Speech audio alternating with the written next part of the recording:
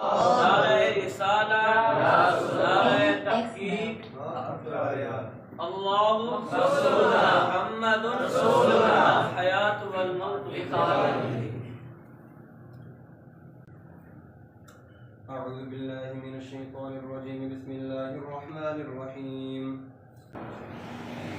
العلم إما تصور فقط وهو حصول صورة الشيء في الأقل، أو تصور معه حكم وهو إسناد أمر إلى أمر آخر إيجابا أو سلبا. ويقال للمجموع تصديق، وليس الكل بالكل منهما بديهيا، وإلا لما جهلنا شيئا ولا نثريا، وإلا لدار أو تسلسلا. بل البعض من كل منهما بديهي، والبعض الآخر نظري يحصل منه بالفكر، وهو ترتيب أمور معلومة للتعدي إلى مجهول، وذلك الترتيب ليس بصواب دائما لمناقضة بعض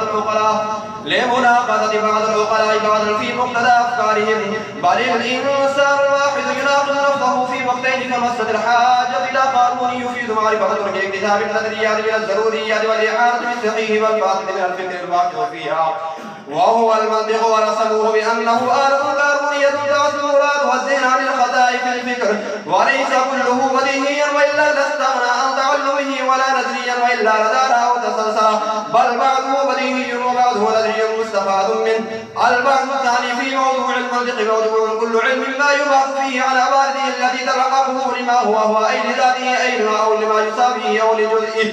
فموضوع المنطق المعلومات التصورية والتصديقية، لأن المنطقية يبعد عنها من حيث إنها تنسب إلى مجهول تصوري أو تصديقي، ومن حيث إنها يتوقف عليها الموصل التصور كونها كلية وجزئية وذاتية وأدية وجنسا وفصلا وعرضا وخاصة، ومن حيث إنها يتوقف عليها الموصل إلى التصديق إما توقفا قريبا ككونها قضية وعكس قضية ونقيض قضية، وإما توقفا بعيدا ككونها موضوعات ومحمولات. وقد جرت العادة بأن يسمى الموصل إلى التصور قولا شارحا، والموصل إلى التصديق حجة، ويجب تقديم الأول على الثاني، ولعل لتقدم التصور على التصديق طبعا، لأن كل تصديق لا بد فيه من التصور المحكوم عليه إما بذاته أو بأمر صادق عليه والمحكوم به كذلك، والحكم لامتناع الحكم ممن جهل أهل هذه الأمور.